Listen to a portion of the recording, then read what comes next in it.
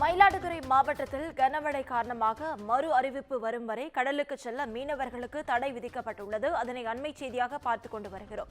இதுகுறித்த முழு விவரங்களை வழங்க செய்தியாளர் யோகேஸ்வரன் நம்மோடு இணைப்பில் காத்திருக்கிறார். யோகேஸ்வரன், வணக்கம். விவரங்கள். வணக்கம் பிரவீனா. தென்கிழக்கு வங்கக்கடலில் உருவாகியுள்ள காற்றழுத்த தாழ்வு பகுதி வலுவடைந்த நிலையில் தமிழகம் மற்றும் புதுச்சேரி மாநிலங்களில் கனமழை பெய்யக்கூடும் என வானிலை ஆய்வு மையம் தெரிவித்துள்ளது. தமிழகத்தில் இன்று மற்றும் நாளை கனமழை எச்சரிக்கை விடுக்கப்பட்டுள்ள நிலையில் மயிலாடுதுறை, நாகப்பட்டினம், திருவாரூர் உள்ளிட்ட பல்வேறு மாவட்டங்களுக்கு மிக கனமழைக்கான ஆரஞ்சு அலர்ட் விடுக்கப்பட்டுள்ளது. இந்த நிலையில் டெல்டா மற்றும் கடலோர மாவட்டமான மயிலாடுதுறை மாவட்டத்தில் நேற்று இரவு முதலேயே மழை பெய்ய தொடங்கியது.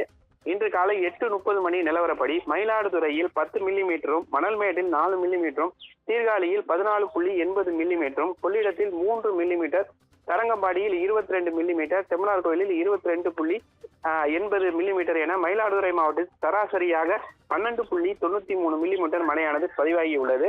கனமழை எச்சரிக்கை காரணமாக மயிலாடுதுறை மாவட்டத்திற்கு இன்று பள்ளி மற்றும் கல்லூரிகளுக்கு விடுமுறையானது அறிவிக்கப்பட்டுள்ளது. இதனை அடுத்து மயிலாடுதுறை மாவட்டத்தில் உள்ள 28 மீனவ கிராமங்களை சேர்ந்த மீனவர்கள் இன்று முதல் மறு அறிவிப்பு வரும் வரை கடலுக்கு செல்ல வேண்டாம் என்று மயிலாடுதுறை மாவட்ட ஆட்சியர் AP மகாபாரதி அறிவித்துள்ளார்.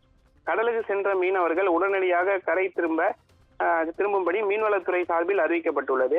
இதனால் மயிலாடுதுறை மாவட்டத்தில் உள்ள தரங்கம்பாடி, குட்டியாண்டியூர், பெருமாள்பேட்டை, சந்திரபாடி உள்ளிட்ட 28 மீனவ கிராமங்களில் உள்ள மீனவர்கள் கடலுக்கு மீன் பிடிக்க செல்லவில்லை. இதனால் 400க்கும் மேற்பட்ட விசைப்படகுகள், 5000த்திற்கும் மேற்பட்ட ஃபைபர் படகுகள் பாதுகாப்பாக கரையில் நிறுத்தி வைக்கப்பட்டுள்ளது. பிரவீனா,